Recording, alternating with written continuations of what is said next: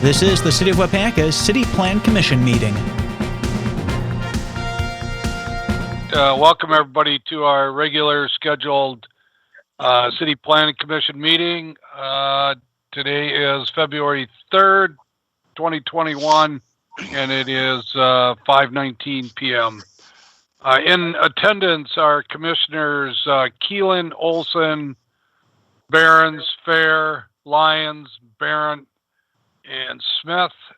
And then we have staff of, Jeff Sanders, Andrew Dane, and of course, Aaron Jensen. Did I get everybody? Mayor, it's Angela Sage now. Oh, did I say Lyons? You did. I still call my daughter a Smith, so that's all right. That's all right. I understand. I'm sorry, Angie. Yeah. Okay. So we have an agenda in front of us. I don't think we have any additions to what we have. You did get the agenda, and you got an additional item that was brought, and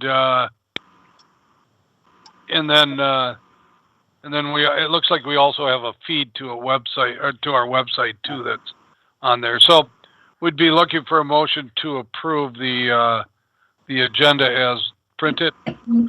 So moved, Tracy. Keelan, second. Motion by Tracy, second by Alan to approve the agenda as printed. Any discussion? All in favor signify by saying aye. Aye. Aye. Against, Aye. say no. Nope, sorry. Motion carries. All right, we got approval of the last City Planning Commission meetings, which were on January 6th. And unless you see something in there that you think should be adjusted, and if you do see something when you read those minutes, contact either the Planning Commission office or the city clerk, and they can fix those before we get to our meeting. But we'd be looking for a motion to approve. Olson to approve. Second, Fair.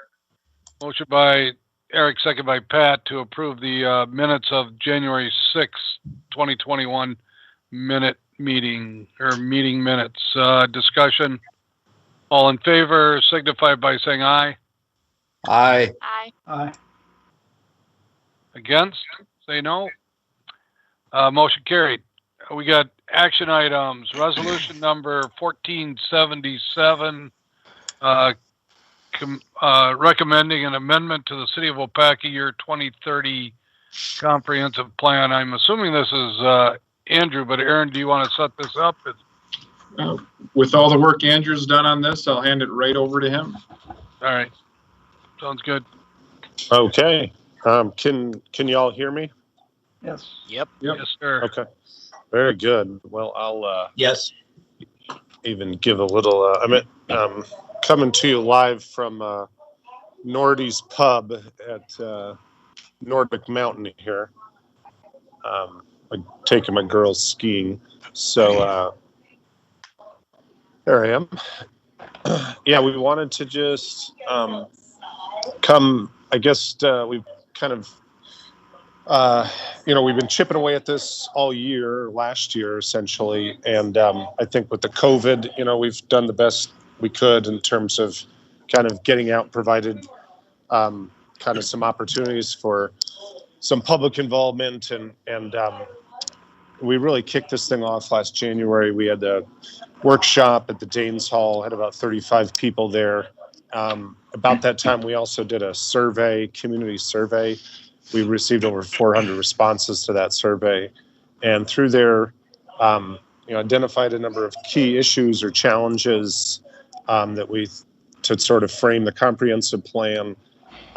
We've kind of gone through those and talked about those as they relate to the different elements in the comp plan, and then we went through and reviewed a lot of the goals, updated goals, strategies, and action items in the comp plan. And one of the big things, I guess, just takeaways is we've tried to align this comprehensive plan with the strategic plan so that these documents are kind of talking to each other and interrelated.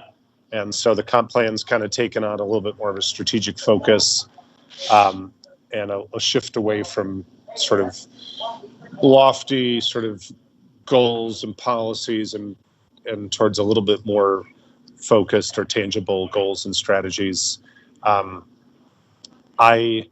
Going forward here tonight, just to kind of, we're going to be, hopefully doing the resolution tonight to recommend the plan adoption. We're going to have actually have a public hearing at the council meeting at 6 o'clock on March 2nd. And then I believe we're going to have another plan commission meeting that would be scheduled for the 3rd of March. And then from there, the council would adopt this comprehensive plan update on the 16th, if all goes according to plan. So that's kind of the process going forward. I am going to be doing, for that public hearing, I will put together, I'll kind of pull from some of the previous slideshows I put together and do a little kind of executive summary. So as part of the public hearing, I'll have a few sort of summary slides to share. And then I'll also be pulling together an executive summary of this whole document, which would be like a 6 to 8 page document that for the 99% of folks that'll never actually read it, we'll have an executive summary to help communicate some of these directions to the broader public. I guess the other thing I'll say is, pretty deep dive in housing here and economic development. Also did an update or tried to incorporate some of the key findings from some of the work that's going on downtown. Added a little bit of language regarding the arts and culture, and then did a pretty substantial update to the future land use map, which really is sort of the meat and potatoes of the comp plan. So, I think going forward here over the next month or so, as we adopt this thing, the future land use map really is, and I walked through that, already, but just again, some of the key highlights, is really looking at both infill opportunities to encourage new growth within the city limits, but then also some edge development opportunities, and looking at, long-term, looking at areas like the recycling center as a potential growth area, the Kmart, former Kmart site and north of there is a potential infill area. And then I guess I would say another major highlight here is the business park, and kind of reconsidering that area south of Royalton Street and reconceptualizing that as perhaps more of a mixed-use neighborhood that incorporates both some employers as well as additional housing, and essentially kind of builds off of what's happening organically out there already. So those are some of the, I guess, the highlights. I did have a few specific kind of questions to pose to you guys. But before I do that, I thought I would just open it up to see if there was any comments or questions or feedback that folks had about the draft that's out there at this point in time. I do have one comment. I don't know if I mentioned this the last time or not, but on page 7 of the report, which is page 17 in our package, the name Gusmer is spelled incorrectly. Oh, thank you. Yeah, you did mention that. I'm taking that note down again, and I'll correct that. Thank you. It's Gussmer, correct? No, just one S. Okay, well, there you go. Gusmer misspelled. Okay, page 7. Thank you.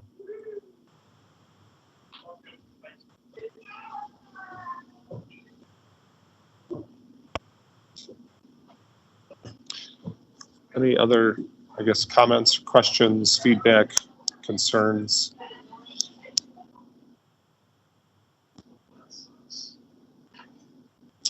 Well, I guess the question or the one question I was just going to pose. Page 80, I put together a little table on community facility needs over the next 10-year period or so, and I was curious, or I was hoping rather, that at least some of you who are on some of those committees, or the mayor, and certainly Aaron, if you didn't have a time already, to take a look at that table on page 80. I did try to identify some future capital facility needs there, and if there's anything that I missed or if I got something incorrect, feel free to follow up with me, with an email or a phone call. I think I did get some good feedback from Justin, helped me cobble together some of that information. But if I did miss anything there, be nice to add that to that matrix on page 80. Andrew, I just have a comment. This is Pat speaking. Yep. I really like this document from beginning, and you put a tremendous amount of work in it. And I like the fact that tonight you're just sort of summarizing, but it has a wealth of data and information that I think is very valuable. My question is, how do you perceive or see this going forward? I mean, so many times boards and commissions do work like you've done and put it on the shelf and then don't revisit it for 5 years. I mean, I'm hoping that doesn't happen, but unfortunately, the history of some of this kind of work often ends up collecting dust. So what are your perceptions on that?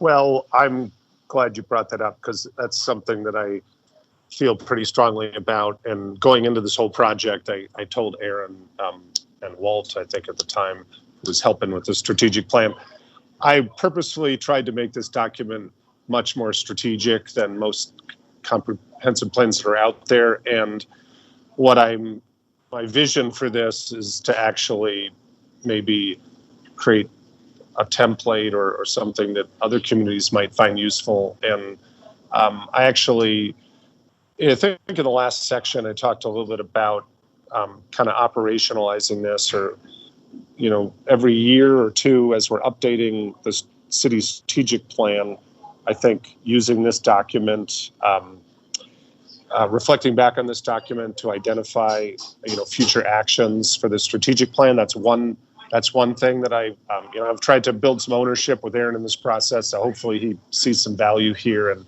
whether or not I'm around, 2 years from now, or whenever, hopefully there are some folks that will take a look at this document and take some of the goals and strategies and actions and then incorporate them into strategic plans. And I guess, so that's one response. The second response would be, as part of this, what I would like to see, and we did this in Appleton, which it was pretty successful, and that was every year put together a little summary report, kind of a highlight report that is almost like a checklist to sort of show progress towards the accomplishments. And maybe that could be done in conjunction with like a report out on a strategic plan, and we could kind of report out graphically, our progress towards the comp plan and the strategic plan, goals, strategies, and action items. So those are a couple of the, I guess, tools that I thought we could use to try to make sure this doesn't gather dust on a shelf somewhere. If you don't mind me just piggybacking on that a little bit, one thing right away, Pat, that we'll do is we've talked about phase 3 of the zoning changes, and that would be to match the land use map. Just one particular thing, and you guys may be hearing Andrew and I come forward and talk about this, both at Plan Commission and City Council in the future, is, we're seeing some interest in this industrial park area, in that community mixed use, which Andrew's talked about, because that's a whole different type of use there. We've talked about, does it make sense to have a master planning effort out there with some of the things that we've already heard interest from? So that's just one example of, as we go through the zoning changes to match the comp plan, we're also having those conversations. Just an example of action steps that could happen in the pretty near future.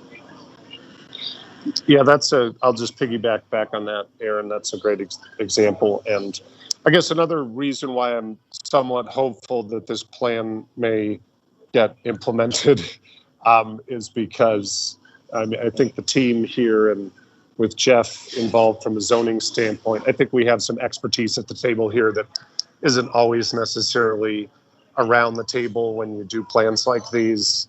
Sometimes, I guess, we did this in a sense in-house, as I am a contract employee. So there's a little bit more ownership, I think, when you do it in-house versus having a consultant do it. So, yeah, I'm cautiously optimistic. This doesn't just gather dust on a shelf.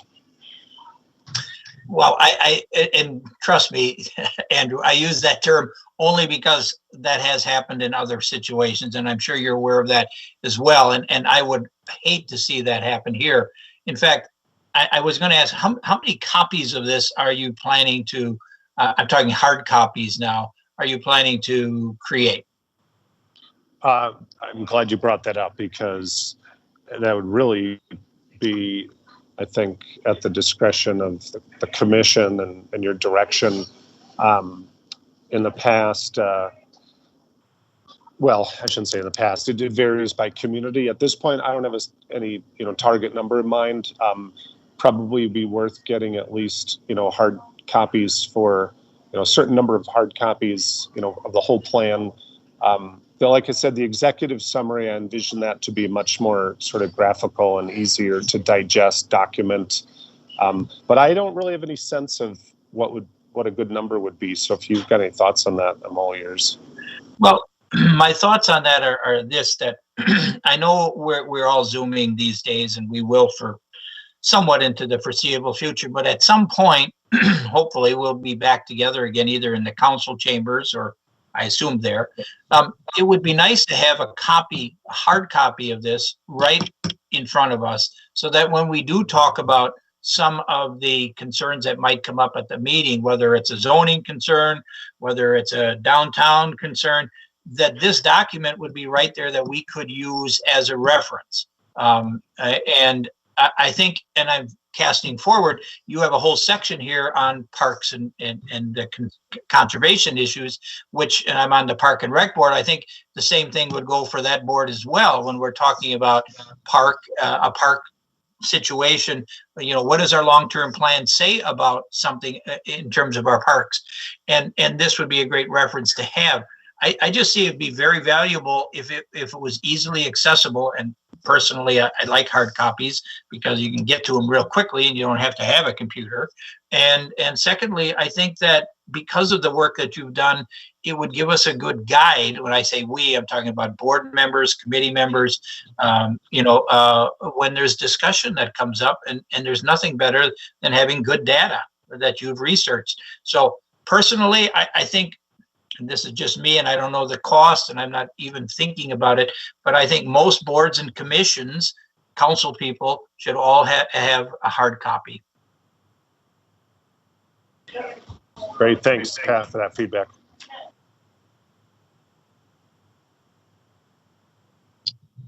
So Jeff has his hand up. Oh, Jeff, you're on mute. Sorry about that.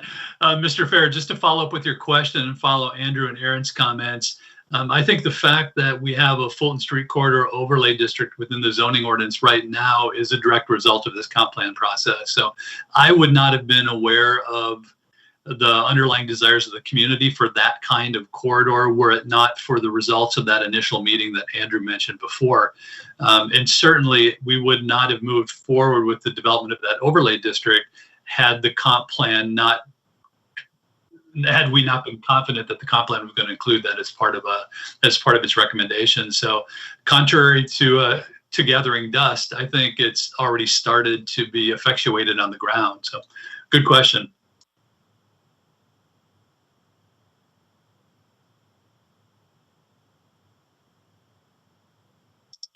I would just comment back to Aaron. Aaron, what do you think are the possibilities of running some hard copies? Oh, no problem at all. We can absolutely get it to all the elected officials, and have one for committee members as well. So that's no problem, Pat. Okay, thank you. Where are we at, Andrew? You still going? No, that's all I had. I think I'll, like I said, I'll put together an executive summary and a short presentation for that public hearing, the first, 2nd of March. And then we'll have another kick at this if there's any additional feedback at our March 3rd meeting. So I guess at this point, I think we'd be ready to entertain that resolution if now's the correct time in the agenda to do that. Okay. So you heard Andrew's recommendation. He would like to recommend to council this resolution number 1477. Anybody want to make the motion? Anybody hear me? Yeah, fair. So move for This is approval. Alan, I'll make it. Okay, we got a motion by Fair, second by Keelan, that we approve resolution 1477. This is recommending of the Planning Commission to amend and adopt the City of Waupaca year 2030 comprehensive plan. Any more discussion? All in favor signify by saying aye. Aye. Against, say no. Anybody that would like to abstain? Motion carried, and we'll see this in March on our council agenda. All right, next up, Aaron, we have, let me get back to my agenda somehow.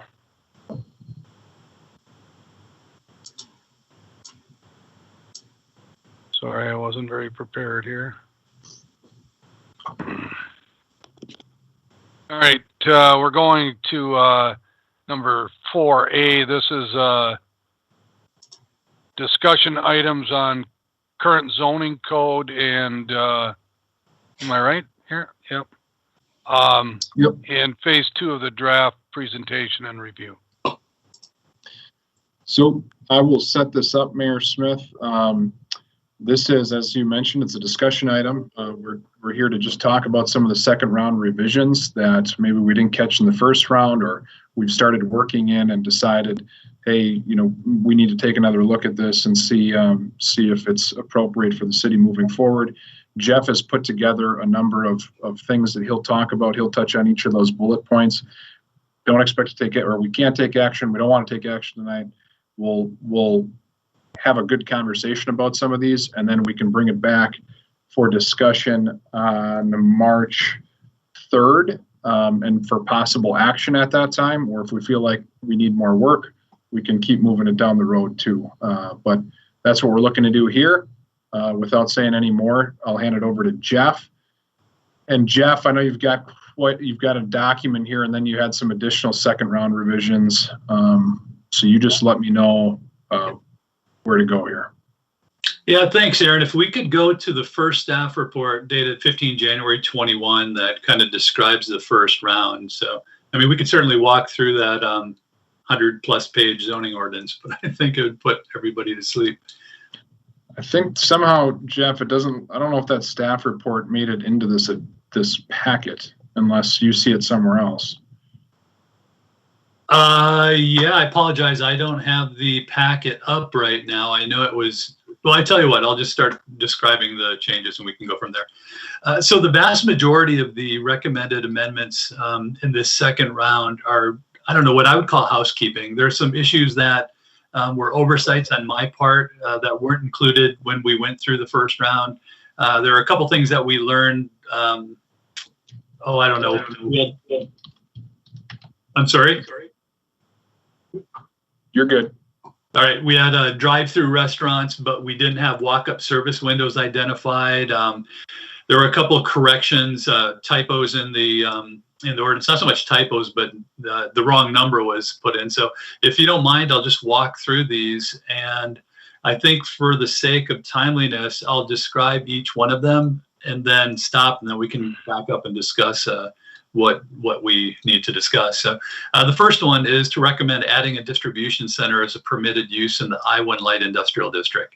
That is something that we talked about with the Plan Commission during all those meetings during the first round. And frankly, I forgot to put that C, the conditional use C, within the I-1 district table. So that was just an absolute error on my fault, on my end. Looking to rectify that now. As I mentioned a moment ago, looking at adding walk-up service window as a conditional use in the B1, B2, B4, B7 districts for restaurants. We've learned over the past year or so that when you close down internal dining or when people are reticent to sit inside and dine, having the ability to service through a walk-up window is really important, but there was nothing clearly articulated in the zoning ordinance saying that was okay. We would have dealt with it like a drive-through window, and that would have been probably acceptable. But why not put it in exactly, or put in a use that describes the actual use? The third one was a correction again on my end. When I typed in the minimum square footage for a single-family dwelling in the R2 district, I inadvertently typed 450 square feet. It's supposed to be 650 square feet, so that's a correction. There was language at the end of the B4 district introduction that implied that the B4 district was a placeholder district. And I'm recommending striking that now since we've transitioned to this Fulton Street corridor overlay as unnecessary. I'm recommending adding water towers, electrical substations, wastewater treatment facilities, and similar such public utilities as a conditional use in the PUL, Public Facility and Utility Lands District. Although those uses were probably implied by the definition of the PUL district, it makes it more clear to articulate those. And so basically the Plan Commission will be able to look at any proposal that is utility oriented.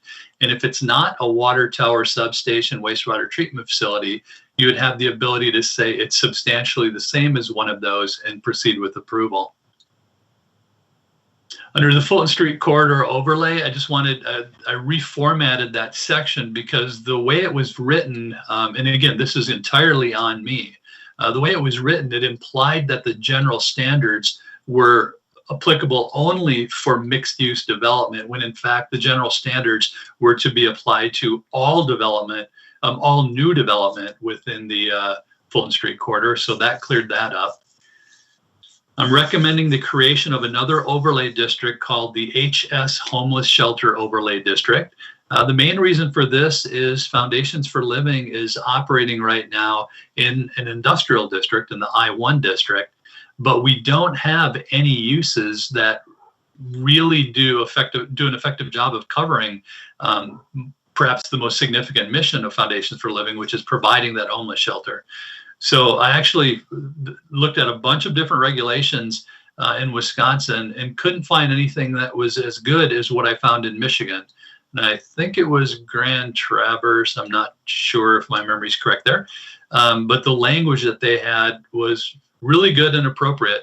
What I'm doing is recommending as an overlay, but unlike the Fulton Street corridor overlay, this would be an overlay that exists not on the map up until somebody requests an amendment to a B1, B3, B4, B5, or I-1 parcel asking for the overlay. So it's almost like a zoning change, except instead of changing the base zone district, we're adding the overlay. The reason I am recommending an overlay as opposed to something like a conditional use is, well, we'll probably get into it with discussion, but a conditional use must abide by all the requirements of Act 67 and legislature's requirements regarding conditional uses, substantial, measurable, practicable, purpose of the ordinance, all that kind of stuff. This would not. As an overlay, it would be entirely up to the Plan Commission and Common Council, and the Plan Commission and Common Council could deny it based on cause, but that cause would not have to comply with the requirements of Act 67. So it gives the city more flexibility in how it chooses or where it chooses to allow for this thing. So, well, again, I suspect we'll probably be spending a little time talking about that. In terms of the Chapter 17-318 site plan review, we've had a couple issues apparently where a new single-family home was developed, but because it was late in the season, a driveway wasn't installed, and it required that either the contractor come back in the spring and install it, or the burden was placed on the landowner to install it. So one of the things I'm throwing out there for discussion, if not recommendation, is that we condition the inclusion of driveways and sidewalks and any required landscaping as part of the site plan review process. And also that we ensure on all development that whenever exterior lighting, outside lighting is part of the development, it has to be designed, located, and shielded so that it does not spill over onto an adjoining parcel. So basically, if you have outdoor lighting, that lighting cannot cross the property line. And there are very simple ways of addressing that, ensuring compliance, and we can talk about that too. I'm just going to briefly go through the last half dozen here or so and open up for questions. I'm recommending removing the pre-application consultation and site plan review for single-family and two-family development so that when the companies come in and they're purchasing properties, residential properties and building homes on it, we're not going to require that they sit down and talk with either Aaron or Justin or I and explain exactly what they're doing. We know what they're proposing to do on single family development. It's just a little bit of an unnecessary burden. I'm also recommending we remove color building elevations, color perspective drawings, or color sketches, specific again to single family development. It would still be applied to all commercial development, all industrial development, basically all non-residential development. We're revisiting the issue of plats of survey, and the question still remains, should we require site plans for all development be drawn onto a plat of survey? Removing the landscape requirement from single family and two family development, basically because once somebody purchases their property, I'm not sure that the city wants to compel either retention of the landscape plan that we approved, or get in the business of actually deciding whether they can replace an arborvitae with some other shrub or cut down that tree and replace it with a different tree. There are a couple of questions here. One is the way the current ordinance is written, a change of copy of any sign does not require a permit. And the question is, should we require a permit for these changes of copy or face changes, as was the case in the previous ordinance? Right now, the requirement is that every sign contractor maintain required insurance with liability at a minimum of $300,000 per occurrence in aggregate, et cetera. The question's been asked by staff whether we should apply that same requirement to the property owner. I've added definitions for a number of the terms associated with the homeless shelter overlay district. And then there are some potential third round amendments we can talk about too, but I think I'd like to end it there and then go back up to any questions Plan Commission has about any of those recommendations.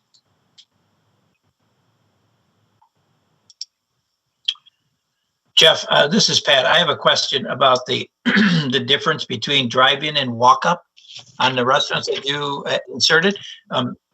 I don't know how you see the difference on those, and I didn't read the details, or I don't know the details.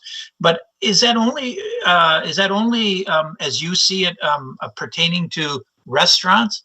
What about places that serve food? I'm thinking like a bakery, which has no indoor seating anyway, and it's just, can they have a walk-in, walk-up as well? And I know there is one in Point, for instance. So how does that come into play?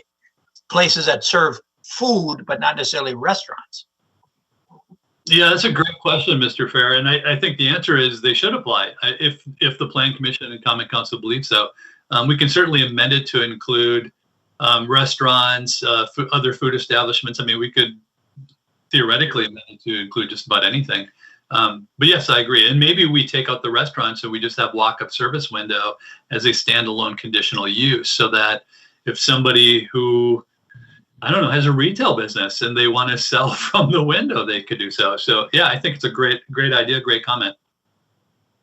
Well, I only, and I brought that up simply because I happened to experience one that wasn't a restaurant, but also, as you well have know that in this fluid time period, you might absolutely be right. Maybe some retailers will become creative along those lines. It's not out of the possibility anymore. That's correct.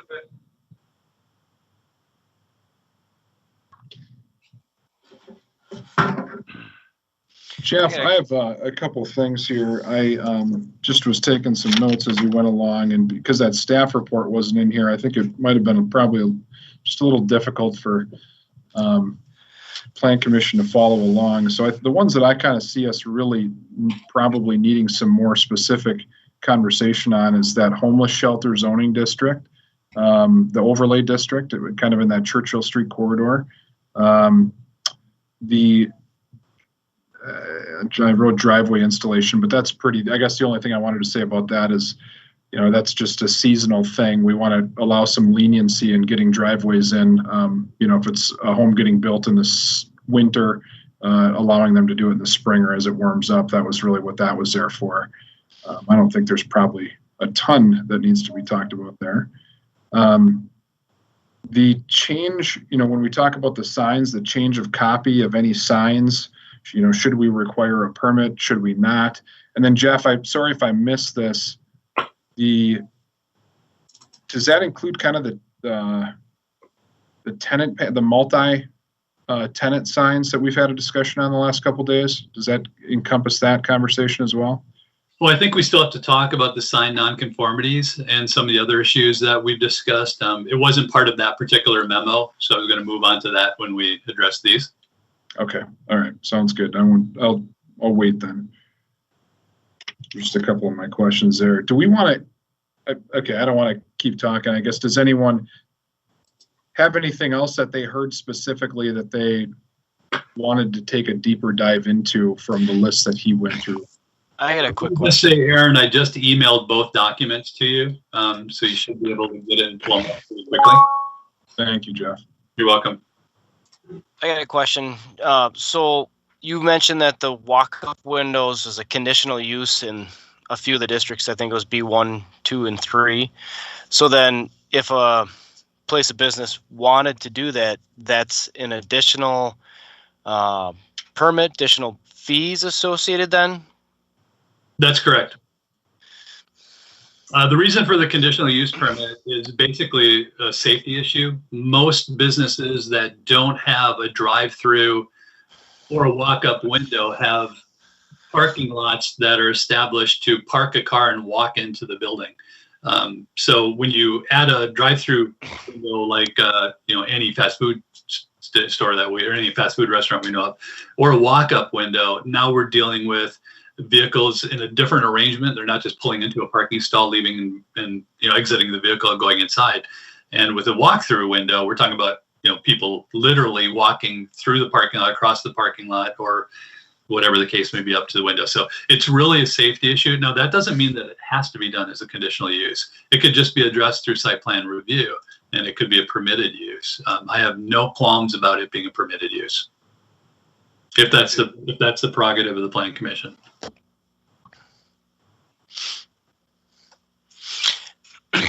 Well, thanks for the explanation. I guess to answer kind of that last statement, I think it depends if Plan Commission sees these walk-up windows the same as a drive-through, and if so, it probably does not need to be a conditional use. But I think your point's well taken. The way that window would serve people does lead to the potential for a condition that might be unsafe, or certainly if it's an existing building and they wanted to add it, I think that takes additional review. It's a brand new build. It probably does not need a conditional, use review to it. Just could fall underneath the regular plan review. Yeah, good point. And even as redevelopment, site plans required. For those of you who've traveled to larger municipalities in the country, you think of Chicago.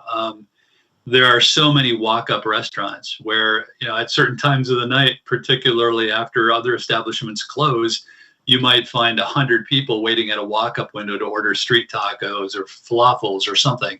Another reason to have some sort of additional scrutiny is to protect those people. So for instance, in the B7 district or B2 district, so the Riverfront district and Central Business District, the question would be, of course, is there sufficient space on the sidewalk for this particular establishment, whatever it is, to accommodate walk-up traffic?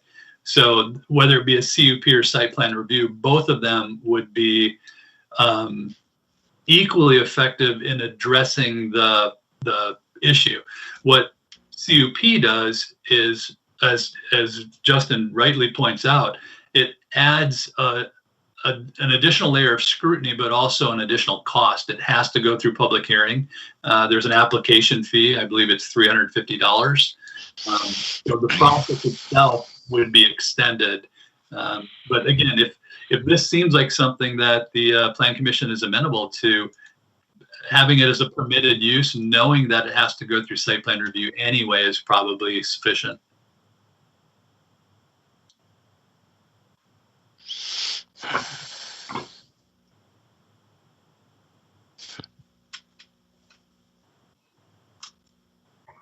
If there are no, oh, go ahead. Go ahead, Jeff. I was just going to say the same thing you probably were. Aaron, could you bring up the second document I sent? It's called Additional Second Round Amendments.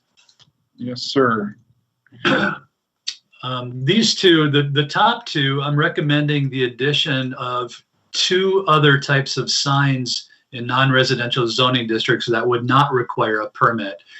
And again, a lot of this has to do with zoning administrators and municipal planners trying to navigate their way through this content neutrality world of signage resulting from that Reed versus Town of Gilbert decision. So what we have are a number of different things that meet the definition of a sign that are affixed to windows and are affixed to doors. And some of them are relatively small. It could be, the name of the business, or it could be the hours of operation. Well, maybe not. That's not a good example. So what I'm recommending is we create a little bit more flexibility within the sign regulations to allow no more than 2 window signs and no more than 2 door signs, neither of which would exceed 2 square feet in area, to go up on any window or any doorway in a non-residential district without having to apply for a permit. Permitted requirements are 1 door sign and 1 window sign that can be considerably larger than 2 square feet. The recommendations below is I neglected to include these in the first draft. So what we have, like many zoning ordinances when it comes to the determination of the minimum number of parking stalls required, is we base that on the use for which that parking lot will be associated. So what I wanted to make sure is if there's a use that's proposed that isn't on our list of uses, the Plan Commission has the discretion to look at the list of uses and say, yes, a donut shop is similar to a bagel shop, therefore the parking requirements will be the same. And then the final one is when you have mixed use development, or even some existing development. I mentioned Foundations for Living, for instance, but there are a number of others. Ruby's Pantry, for instance, will be kind of a mixed use-ish. Not so much mixed use, but there'll be multiple uses within that structure. We need to make sure that it's the combination of all the uses that are required, that are used to calculate the number of parking spaces required. Hey, Jeff, Yes. did you intend to say combinations twice in a row there? Actually, I did. It's one of those little quirks of the format that I used in the ordinance, where there's a subtitle called Use Not Listed and a subtitle called Combinations, followed by the actual sentence. I could wordsmith it a little bit differently, but if I recall, I did a few times, and I ended up staying with combinations.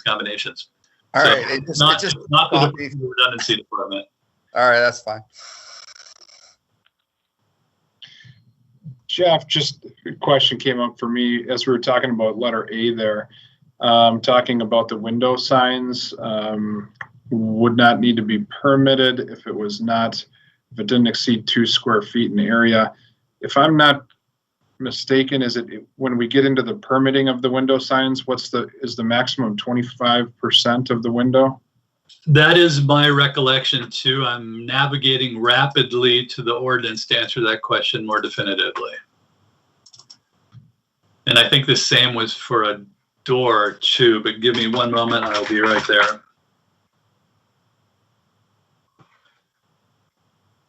All right, for a window door sign, it's 25% of window or door area. And it says window or door graphics shall not become unsightly or illegible. Chipped or peeling areas shall be removed, repaired, or replaced.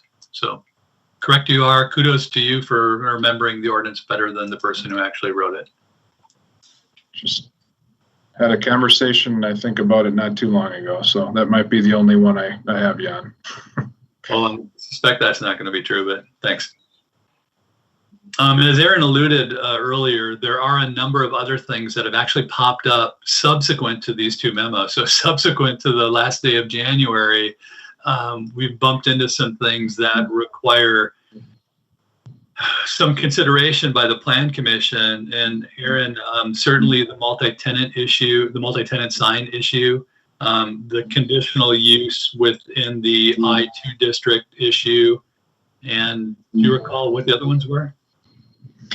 So yeah, okay, I got my notes here. Conditional use, like you just mentioned, the multi-tenant and the size of the panels, and the non-conforming structures, whether when we do a change, it needs to bring it into conforming status or not. And then nope, I think that's it. I think that's all I have on my list. I think before we jump into those, I'll just ask one more time. Is the Plan Commission, for lack of a better word, comfortable with my recommendation for the overlay zone for the homeless shelter? Is that something that I guess you're amenable to? I certainly am. This is Pat again. I think it's great. Well, I don't know how to say this any other way, but it's a testament to those of you on the Plan Commission, because this issue is one of those things that, well, it can result in a lot of conversation. All right, Aaron, maybe the non-conformity issue should be third, because that's the one that might take up a little bit more time, or at least I may have to explain a little bit more. Yeah, that sounds good. I'm going to just stop sharing just so we can kind of see everybody since we don't have writing on this. Sure. So why don't we deal with the business park first, the I-2 stuff? That sounds fantastic. Yep. All right, so Aaron's going to correct the errors I make here, because everybody in this meeting right now is far, far more familiar with the situation than I. What we have in the I-2 park is we have a number of, so the I-2 is the heavy industrial park, and the vast majority of uses that are listed in the I-2 as permitted or conditional are not typical heavy industry, right? It's not, I use this term a lot, but it's not iron smelting facilities or other serious intense manufacturing. There's lots of office uses and technology uses and things like that. One of the uses that is listed as a permitted use in the district is something called personal and professional services. Now, personal and professional services are not defined in the ordinance. And when there's a term or a use that's not defined, it's common in zoning law to use the generally understood meaning of that term. And what many zoning administrators like me do is we consult something called Law Insider. It's a resource for pretty much everything to do with land use law. And the guts of this is professional and personal services are basically what I do. It's consultants, either they're professionals like engineers, attorneys, engineers, or other consultants that are hired to help an organization, to help a municipality, to help an individual. There are a couple developments, there are a couple businesses in the industrial park right now. One is the Carousel Gymnastics Facility. Is that an accurate description of it, Aaron? Yep. Title did I get?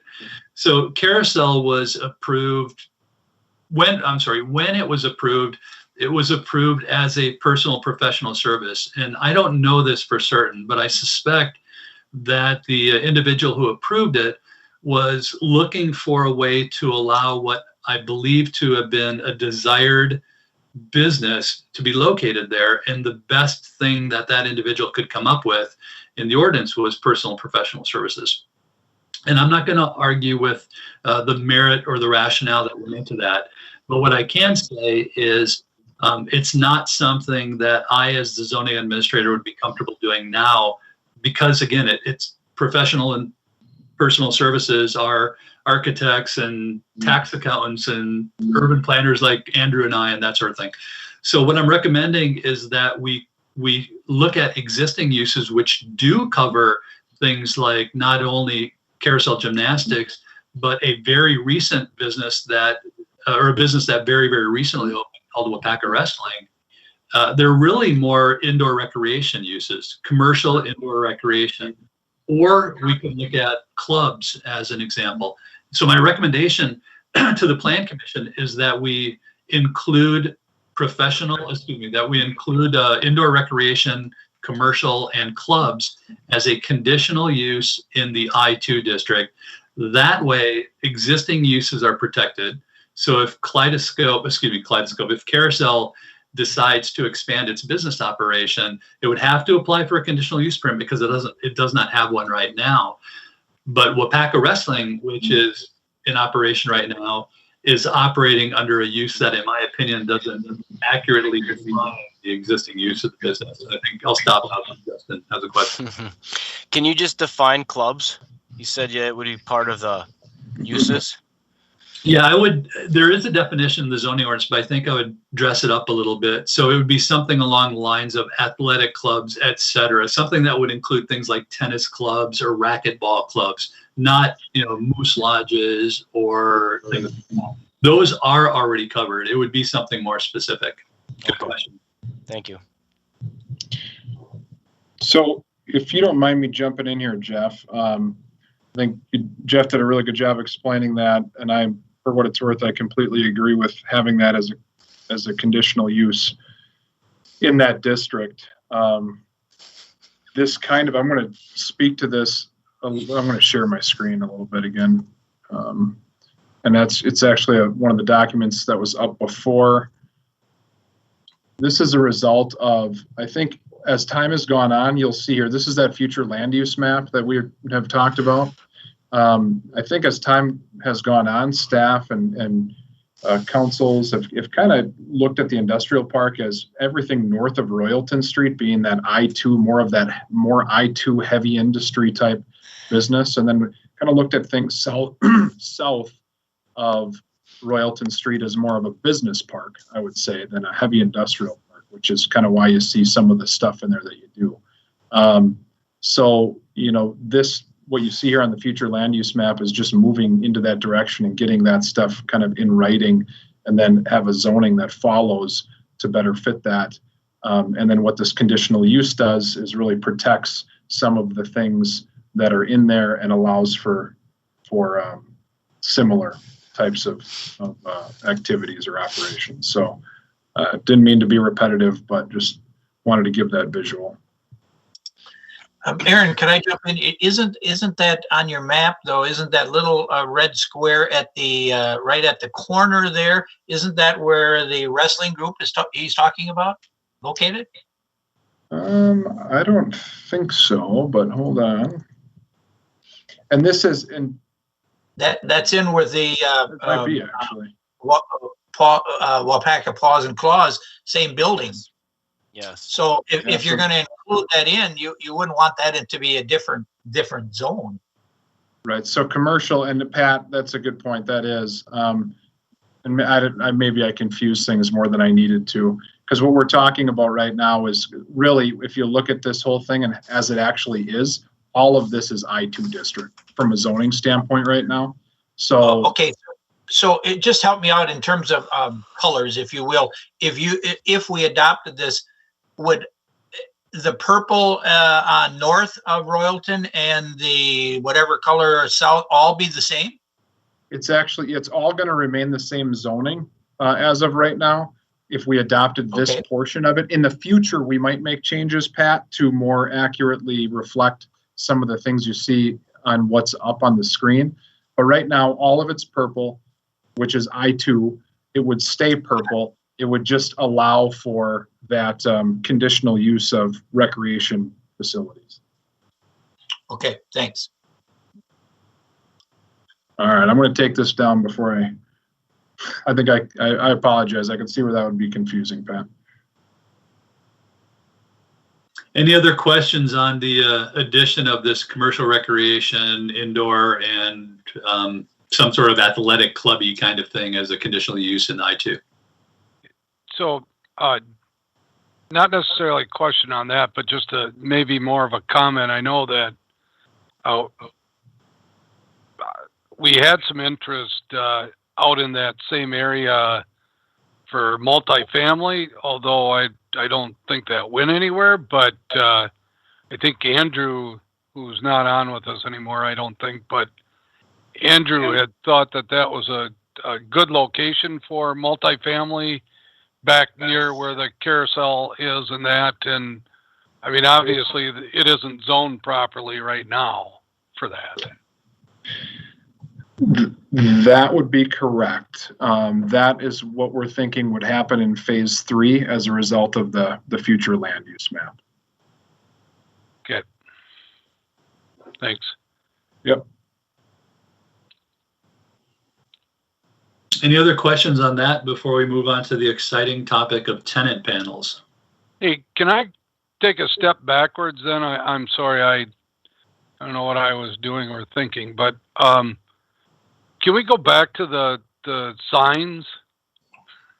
One of my favorite topics, of course, and Aaron was probably hoping I wouldn't say anything, but so going back to like window signs or door signs and so on.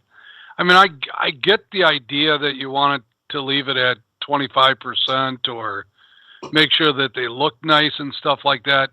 But here's my concern is that, is it really enforceable? I mean, and I know Angela's on here with us too, but, and I don't know that they do this, but I mean, we have realtors in town that, you know, put up pictures of all their properties that they have for sale, or they say they have for sale, and they're all over the windows. And quite honestly, I don't think there's anything wrong with that necessarily, as long as they update it. You know what I'm saying? But so I guess my question is that do we want to go ahead and enforce it, the letter of the law? And if we don't, then maybe we need to take a better look at that. Yeah, it's a great question, Mayor Smith. And I think the best answer I can give you is because of this content neutrality stuff, it's really a binary thing. It's either all or none. Because the moment you start to consider, let me put it a different way. We can identify specific types of signs or categories of signs that don't require a permit. And one could be exactly what you're describing, you know, advertisements for properties that are for sale kind of thing. The moment we do that, though, someone could take advantage of that and turn their entire window into something that maybe the city would not feel comfortable with. The alternative is to say anything, we won't regulate signs that are affixed to windows, so anything can happen, or there are no signs allowed on windows. Because of this, and again, I couldn't hide my frustration when I first talked about this many months ago. I'm not sure I'll be that good at hiding my frustration now, but because of this content neutrality ruling, it becomes very, very difficult to identify, to differentiate between what all of us assume to be a sign and what we might not think to be a sign, but actually is a sign. So I don't think I answered the question at all there, other than to say we can list window signs and door signs as signs not requiring a permit, and anybody can put up any sign on a window and door without any approval from the city. That's a perfectly acceptable alternative. We just have to be prepared for the inevitable result of that decision. And Yeah, the only other thing I'd say is I think another option would be you could bump that percentage up, right, from 25 to 50 to whatever it might be, if that's what Plan Commission felt. Well, it just occurred to me there's another answer too, and that is we allow temporary signs and portable signs without a permit. And the general rule with temporary signs is it has to go up. It can go up no sooner than 15 days prior to whatever that sign is associated with a sale, an event, an election, whatever the case may be. And it has to be removed no later than 5 days after that event. Those don't require a permit. But closer to, I think, what Mayor Smith described regarding these advertisements is we allow for portable signs, and portable signs are without a permit. And the only requirement is that they go up at open of business and they must come down at close of business. So the kind of window marketing that you described, conceivably someone could have some sort of board or placard on which those signs were affixed that goes up in the window in the morning when they open, and then when they close, they just take it down and put it off to the side. That would be permissible under the current ordinance. But if it's affixed to the window under this version of the ordinance right now, it requires a permit. Well, I'm going to just follow up, this is Patty, and to what Brian said in terms of the enforcement. Because of the situation we're presently in, I have walked into businesses with a window door that had a huge sign about masks, which are maybe not temporary. They may be up for 6 months to a year. So how do we handle that?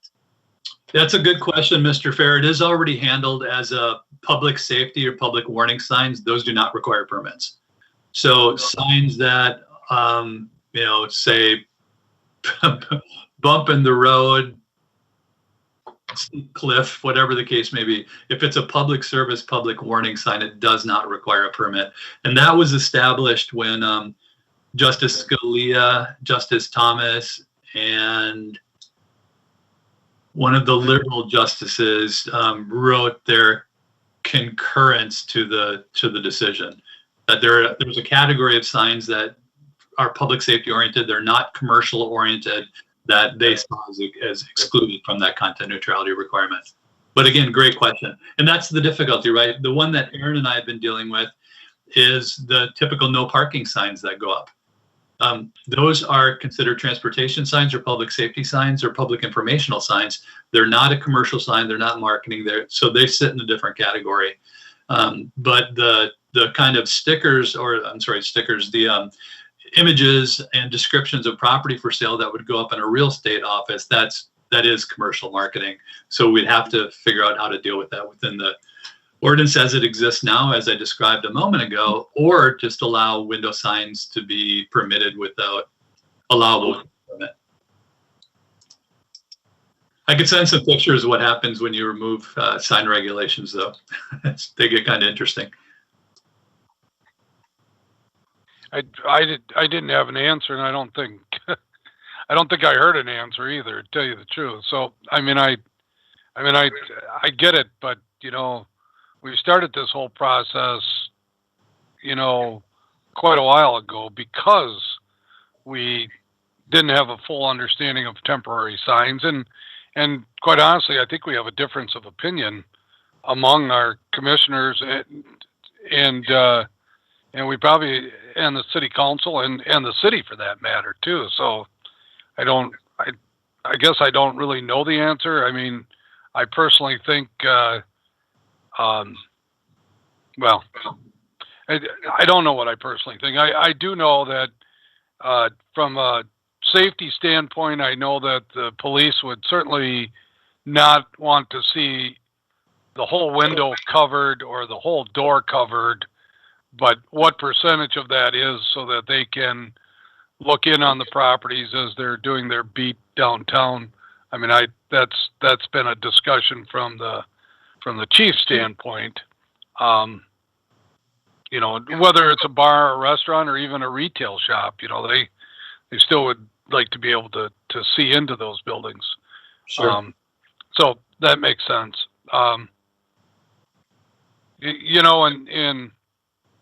There's so many different kinds of examples, and we're trying to fit it in to just one rule. You have let's say you have a building with a double wide entrance door, but it has 3 tenants in there. Well, all 3 of them are going to want to have a sticker on the window, on the door, that says that this is their place of business. Well, you're going to get greater than 25% then, where you might have one building where you just have one tenant. Well, 25% makes sense then. Good point. We could, in theory, well, I shouldn't say in theory, we could amend the ordinance to allow for window signs and door signs associated with the number of tenants. So if it's a multi-tenant building, each one of those tenants would have a right to have a window sign or a door sign. And I should back up. I neglected to mention with that real estate sign option, assuming they didn't cover more than 25% of the window, that would be their window sign. Yeah, I get that, but I think in most cases it's probably more than the 25%. But and again, I don't want you to run over there and take all theirs down tomorrow. I just wanted to use that as an example. That's all. And we could 25%, right? We could make it some number, but. So, yeah. Mayor, sorry, Justin, I'm going to really quick, and then I'll hand it over to you. I think you asked, the enforcement portion of it, and I think the answer is whatever we decide upon, and if there are things in violation of it, there's a responsibility that the staff that, work through the enforcement stuff have to uphold everyone to the code. So I think it is important that Plan Commission kind of thinks about what they want and maybe has a conversation about what they want, because inevitably there will be something that happens in the future in which there's an enforcement measure that's consistent with the code. And if all of Plan Commission doesn't, or most of Plan Commission doesn't agree that that's how it should be, we'll be having the same conversation possibly then. And then the other thing that I think you hit on the head is it is hard there are so many different situations to cover in one rule, and not only with the window thing, but I think it's in the next conversation we're going to have across different districts. I mean, we're going to talk about multi-tenant signs, and multi-tenant sign sizes mean very different things in the downtown district as opposed to off of Highway 10 on Fulton Street. So that's something we'll get into too. I think that was it's a good observation, because that's a challenging thing when we're talking about this kind of stuff. So sorry, Justin, I didn't mean to cut you off, except I did, I guess. So you're on mute.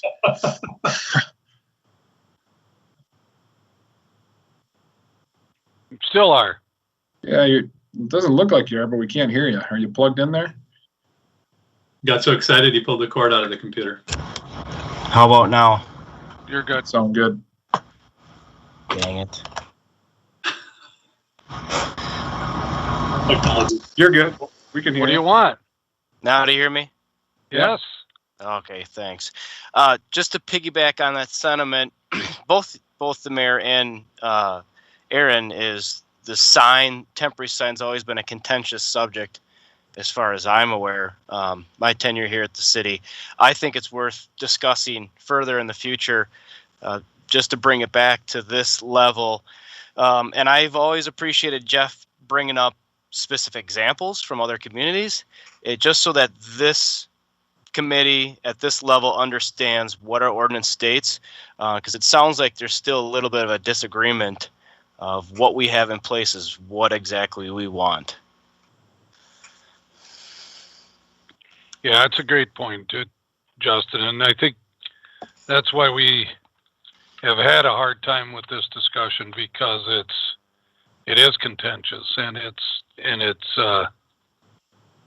I don't think we've come to a consensus. And I'm not saying that I'm the one that's right through this whole process. I'm just giving you my thoughts. That's it. From a zoning administration standpoint, the two most difficult things to account for, to accommodate, are signs and adult entertainment. And it's because they're First Amendment protected. They're just the most difficult things to deal with in a zoning ordinance. But, and just as Patty and Brian, I agree with you, and I agreed with Justin and Aaron and everybody. It is a contentious. My only thought is that Brian, you brought it up, is the whole safety feature. I can see, unfortunately, somebody with a storefront putting something completely covering their windows and then giving no access for visibility for our safety people, our police and fire. That to me is the overriding argument as to why we have to have something. Yeah, I agree. All right, we can move on then, Jeff. I just wanted to make sure that I got my point across. So the issue that we mentioned about multi-tenant signs. So just the primer is a multi-tenant sign structure is generally a ground sign. It can be others, but it's generally a ground sign that will have a separate set of sign panels for each one of the tenants in the unit or the structure or the property associated with that sign. So, you could have the typical kind of strip mall development where the name of the strip mall would be at the top of the sign, and then each of the various tenants in the units would have their own tenant panel. And we talked about this quite a bit when we went through the first round. We established something called we created a multi-tenant sign section because the previous ordinance did not actually have something called multi-tenant signs. But what we're bumping into now is a potential issue related to how large the face area on each of those multi-tenant signs can be. So, Aaron, I'm not sure, well, actually, it's probably not necessary. So right now, the maximum face area for a ground sign on a property with street frontage of 0 to 100 feet is, I lost my computer for a moment. I'm still here. It isn't.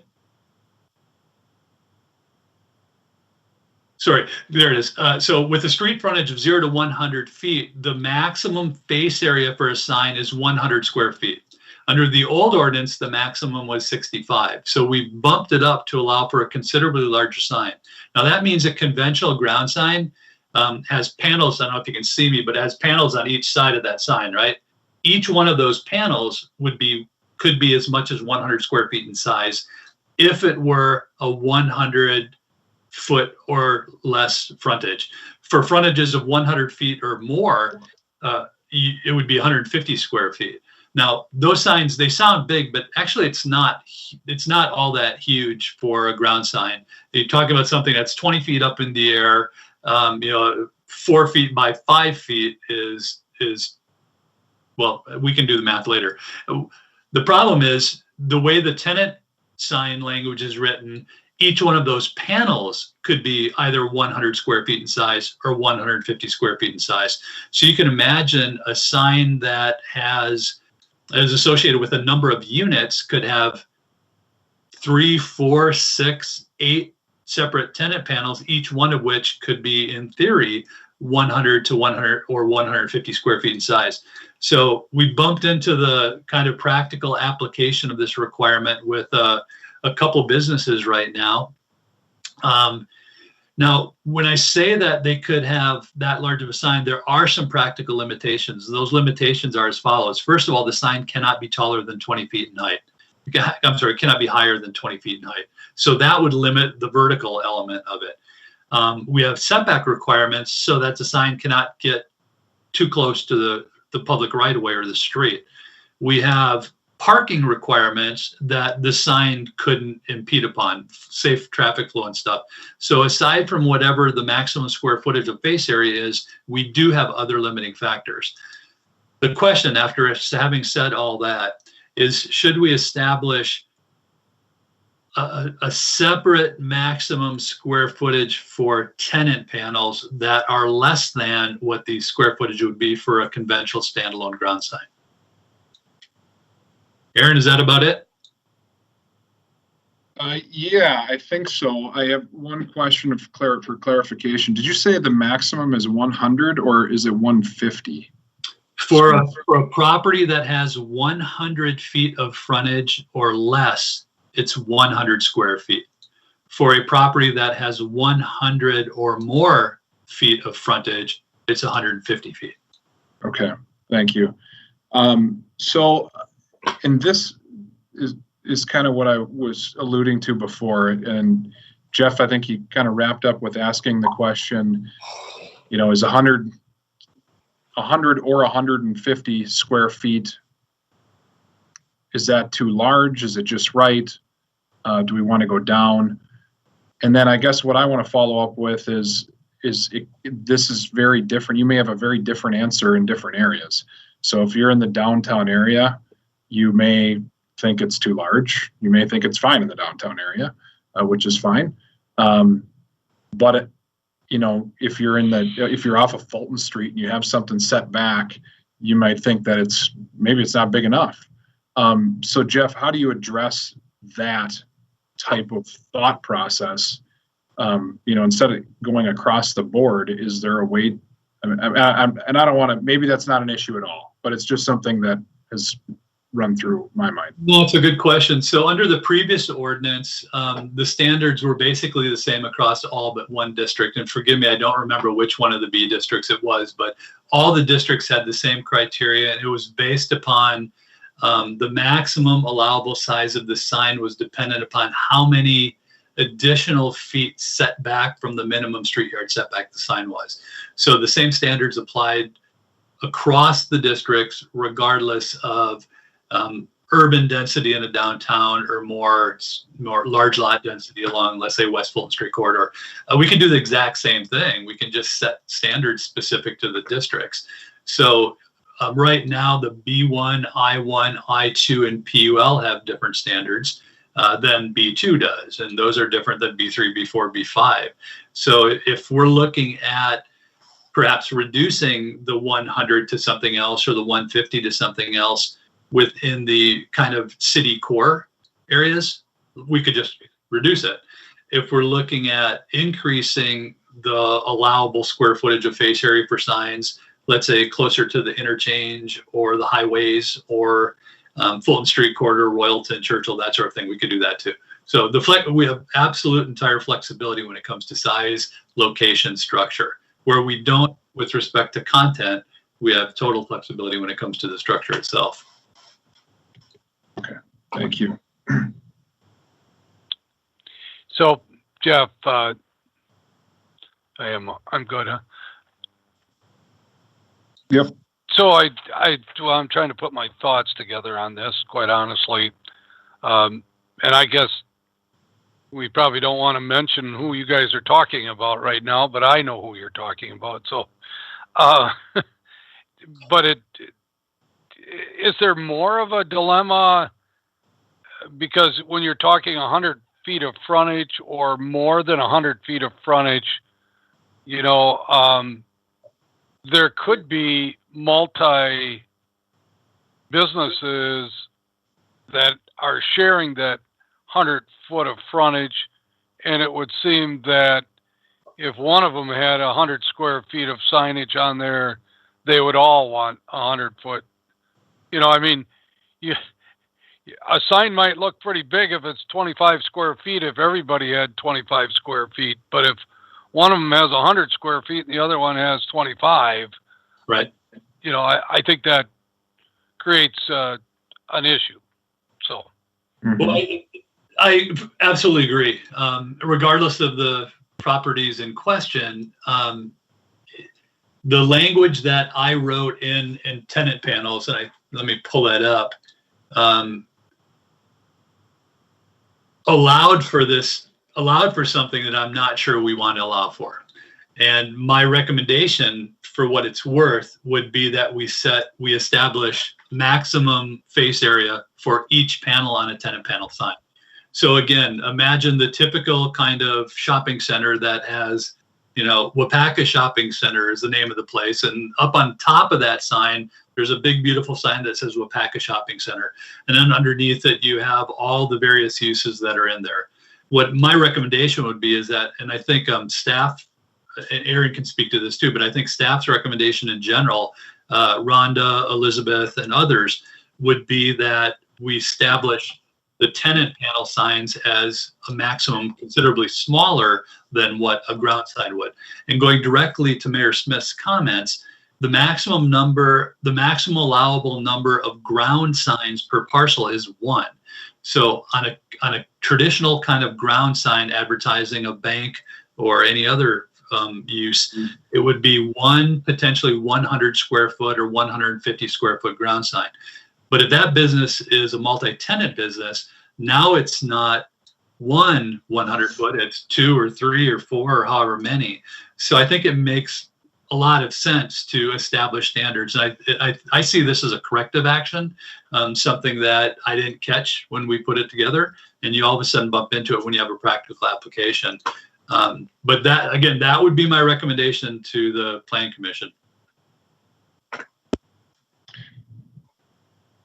I have another question on this, Jeff. We're talking, the Waupaca Shopping Center as the large tenant sign up top, and then maybe the other ones are a little smaller after we've discussed setting a maximum square footage if that's what's decided. That's different than it is now too. I mean, right now we've got, let's just take Shopko or Kmart, for example. In their multi-tenant signs, I believe in the old code it said the anchor store sign was allowed this larger sign, which may have been Kmart or Shopko. In this case, if an anchor store came in, let's just say, and filled Kmart's spot, yep, they wouldn't be. It would be the property would have that large one, and they would just fall in underneath in the smaller, the smaller ones. Is that correct? So I don't have the old ordinance in front of me, but the part that I don't believe is correct is the concept of the anchor store. I think that was a city policy. I do not believe that was in the ordinance. Okay, and you're right. I do not know that it was. That was just something that I had understood, but I could be wrong. I think somebody came up with that policy, and that policy was used to make decisions. The big thing is, based upon the way the existing the past ordinance was written, it didn't mention anything called a tenant sign. So in theory, whatever the maximum square footage would have to be shared by all of those tenant signs under the old ordinance. So if it was 100 square feet and you had 10 signs, none of those 10 signs could exceed, well, if they were all equally sized, none of them could exceed 10 square feet in size. So it was that maximum was shared. We could absolutely do something like that. It would create a lot of there are a lot of signs in the city of Waupaca right now that are non-compliant, not only with the ordinance in its current version, but the previous ordinance. And what was that, Aaron?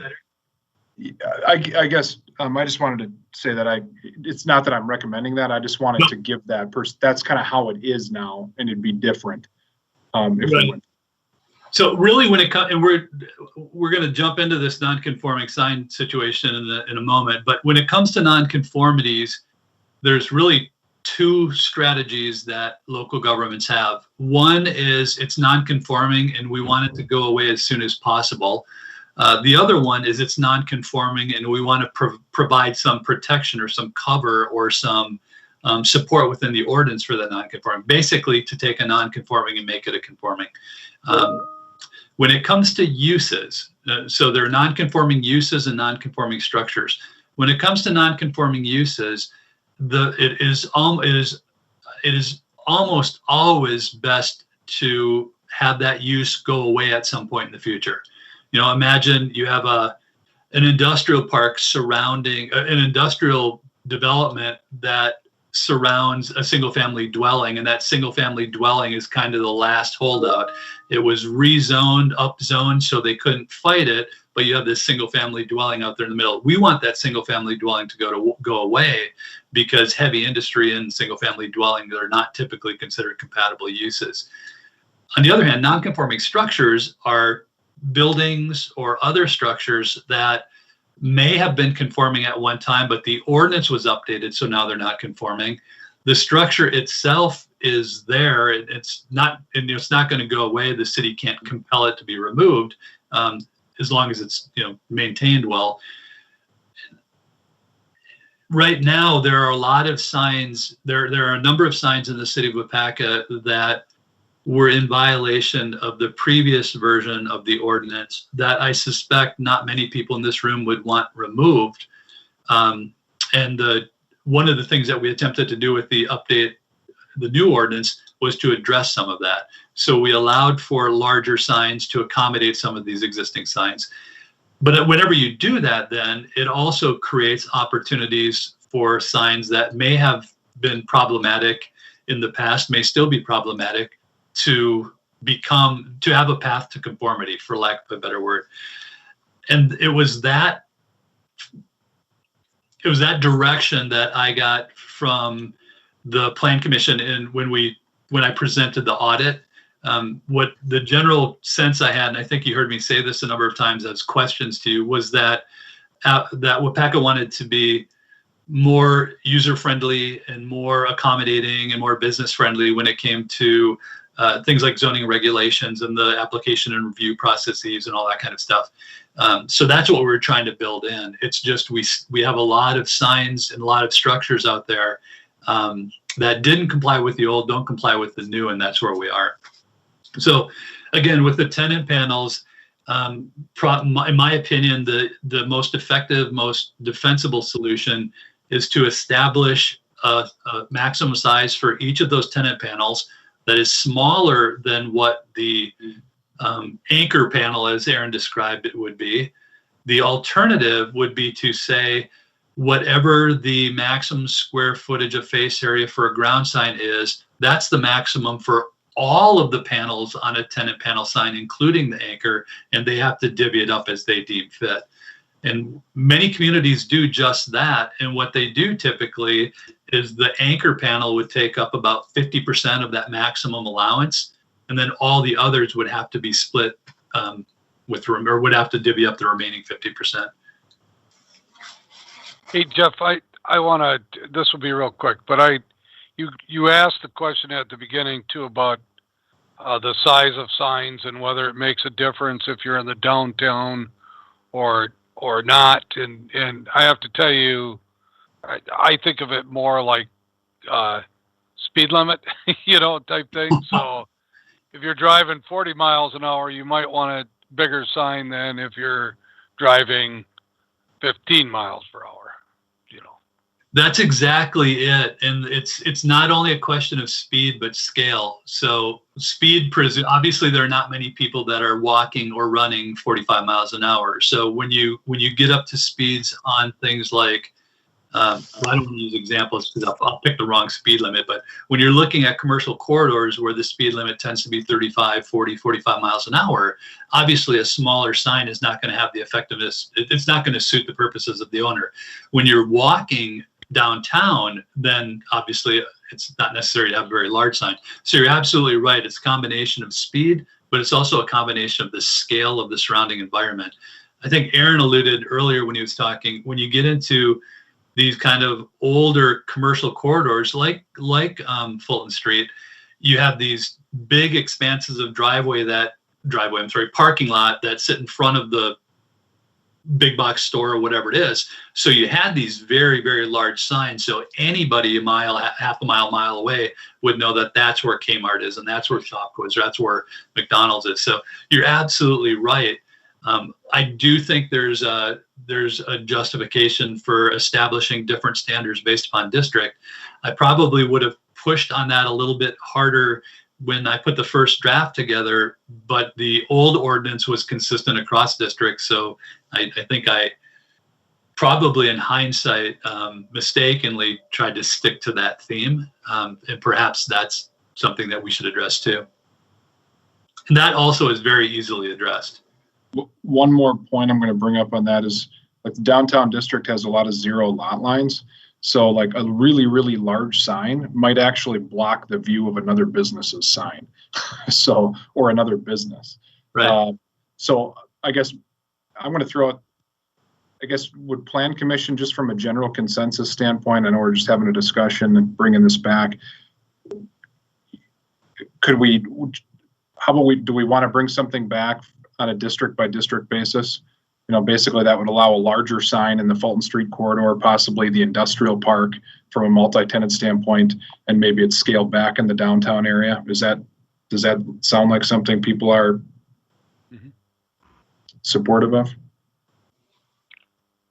Looks like everybody's shaking or putting their thumbs up. Yes. So Yeah, I think that's a good idea. I think we need to differentiate between as you've alluded to, Aaron. Okay. Awesome. Is that enough direction, Jeff, for us to kind of put something together here between now and the next meeting? Absolutely. One quick question.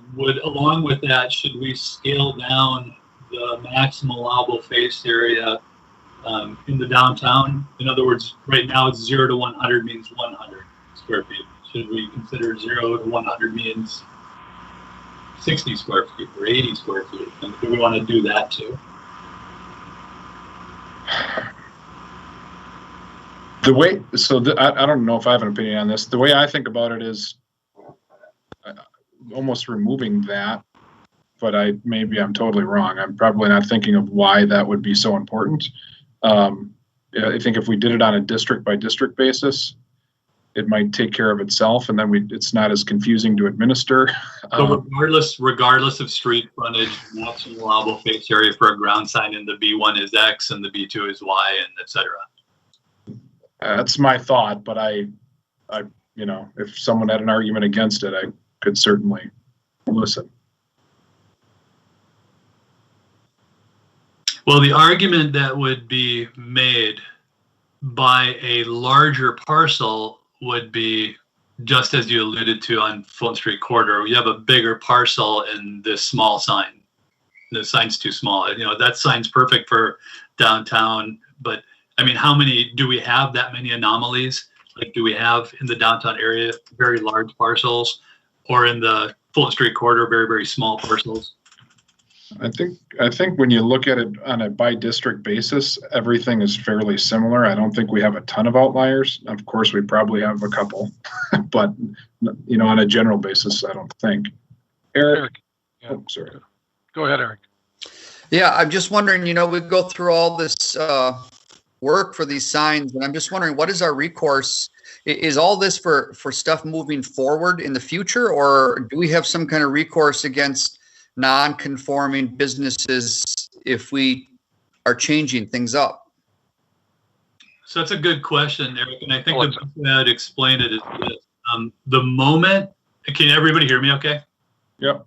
My connection bleeped up for a second. The moment you update a zoning code, you very likely create nonconformity. Nobody wants to do that, so you do it reluctantly, but you do it because it's something that the community feels it has to do. So once those nonconformities are created, they're protected. A nonconforming structure, again, has lots of protections under state law, has lots of protections under the City of Waupaca zoning ordinance. Nonconforming uses are less protected because, again, the argument with the nonconforming use is we changed this from agriculture to industrial because we don't want to grow corn, we want to grow, cars, or whatever the case may be. So you're trying to phase out existing uses that aren't compatible with what you want. What we have right now is we have signs that were made, and there are no specific examples in this case. We have signs that were made non-conforming as a result of the ordinance that was adopted on Thanksgiving Day. But we have other signs that were non-conforming under the previous ordinance too. Now, some of those were made conforming because of our updated ordinance. They were either too large then, or they were whatever they were, but because of the update, now they're potentially conforming, or they can be brought into conformance. The third category, which is frankly the easiest one to deal with from a zoning administration standpoint, but the more difficult one to deal with from, for lack of a better phrase, the political standpoint, are violations that have occurred for some time, but were not addressed. Those are the ones that, for all kinds of legitimate reasons, become problematic. So I hope that answers your question. I think my hope with any update of an ordinance, but certainly this one, was to bring things that were non-conforming that we felt shouldn't be non-conforming into conformity, and conversely to make sure we're not allowing things that we didn't want to allow in. And we undoubtedly have some things slipping through the cracks, and I think one of those is something we'll be talking about very, very shortly. So Eric, that question I think bleeds into I think that maybe the direction we're looking on for that last question that Jeff brought up, and that is, do we want to have an ordinance that when an alteration is made on a sign that's non-conforming because the sign's a structure, do we require that to come in complete conformity with the new code, which in many instances means it may have to be torn down and re-put up? Or do we want to just have it written so it doesn't go deeper into non-conformity? And I can tell you we have a number of those types of situations. Our previous code, I believe, said that structures, if it was altered, had to be brought into complete conformity. I think that was something that was voted on in 2006 or 2007. What Jeff is saying is that in Jeff's opinion, that's very important for uses. But I think Plan Commission has an option on structures on how they handle that. So I guess with that, I'd like to open it up just to kind of hear what Plan Commission's thoughts are. And I apologize, before we open that, I would like to give you kind of a real world example that isn't sign specific, and then you can use that as you consider Aaron's comments. So a very, very common non-conforming structure, particularly in an established urban community like Waupaca, an older, long developed community, will be a garage that's non-conforming. It's located too close to the side yard lot line. So imagine one of the city lots, there's a detached garage that's located, 1 or 2 feet inside the minimum required setback. Now, the way ordinances used to be written was that garage could be maintained, meaning you could paint it, you could fix it up. It could be repaired, you could replace the door, but you could make no structural changes to that garage. And certainly you could not expand it, right? If you did any of those, you had to bring it into compliance, which means you'd have to move it someplace. And it doesn't have to be a garage. When I'm saying this, think about a principal structure too, because we have a number of houses in the city of Waupaca that are located inside required setbacks. The way communities deal with it, most communities deal with it now, and the direction of case law ever since Wisconsin started focusing on this thing called the Private Property Bill of Rights, was that changes to these structures are permissible as long as they do not increase the degree of nonconformity. What they mean by that is, in that garage situation, maybe I should have used the house as an example instead, but you can add on to that garage as long as you're not further intruding into the side yard setback, which was the reason for the nonconformity. So again, let me change it to a house and then I'll stop. Let's say you have a house that's too close to the side yard setback. Well, you cannot build farther into that side yard setback, but do we as a community want to prohibit that structure from adding a porch on the back that has nothing to do with the side yard setback, or bumping out another part of the house to increase its square footage? Under the old rules, that house was stuck forever in that situation. It could not be added onto. The same exact thing applies to signs. So signs are a structure, and the old ordinance, as Aaron said, if you had a non-conforming sign, it could be repaired, it could be maintained, but it could not be added onto, it could not be expanded. The current language, language in the current ordinance says a sign loses its legal nonconforming status if one of the following occurs. And the most important one is the sign is structurally altered in any way other than normal maintenance and repair that makes the sign less compliant with the requirements of this chapter than it was before the alteration. The key was less compliant with the requirements. It doesn't say that it can't be altered unless you bring it into full compliance. It says it can't be altered if what you're proposing to do would make it even less compliant than it is now. That's the argument, that's the rationale.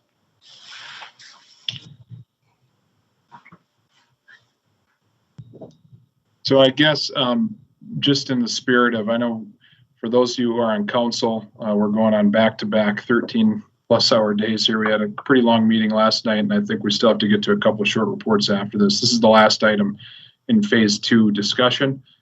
Any thoughts on how to handle the nonconformities and how that should be addressed when we come forward for action next month?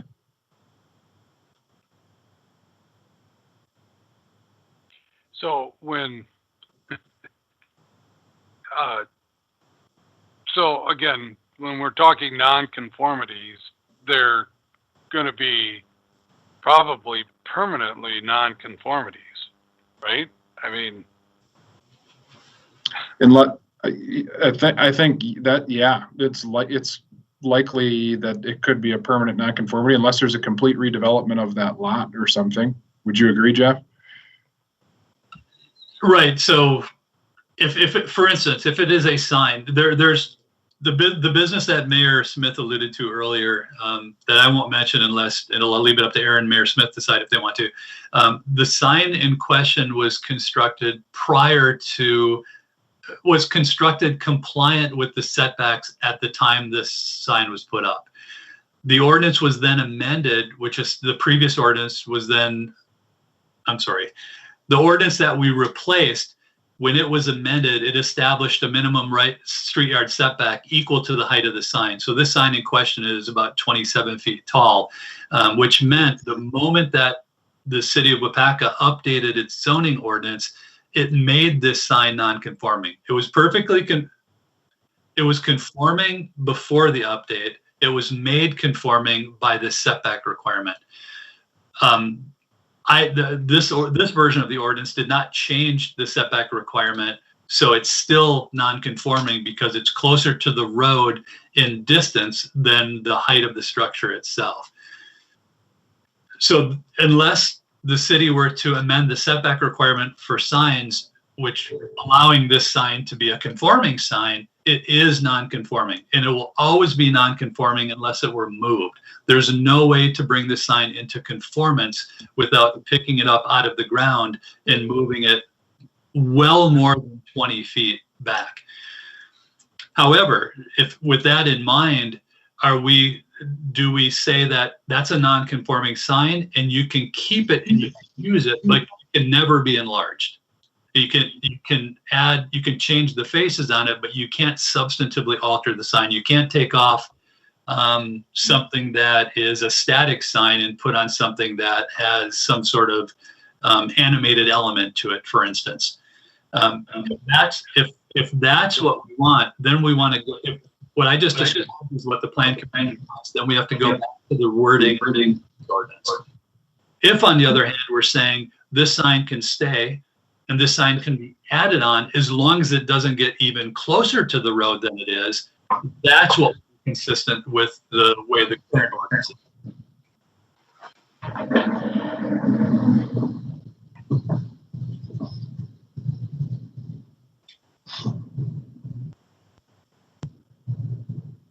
Anybody have any thoughts? And do you feel that you would? Do you feel that to respond to this, that you would need to know what property we're talking about? Because I mean, we really are talking about multiple properties within the city. It's just that there's one property that has brought this issue to the front. That's all.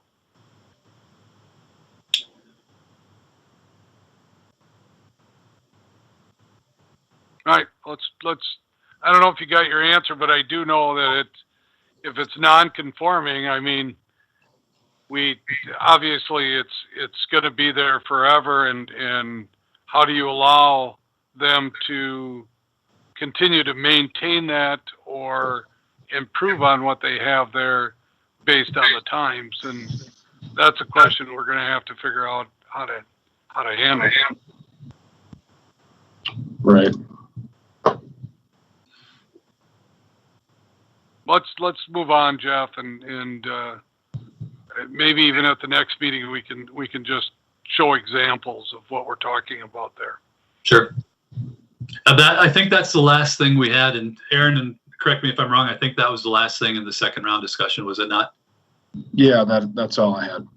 Yeah, I always feel compelled when I go through meetings like this to apologize because zoning ordinances are just not that fun. It's not like a comp plan. It's just not as fun to talk about. Gives Aaron's headaches. All right. Thank you, everyone. I appreciate your time as always. Yeah, Jeff, thank you for explaining as well as you can to us. Well, you know, we're starting from scratch, so it makes it a little tougher. Take care, everybody. Have a good night. Yep. See ya. Thanks, Jim.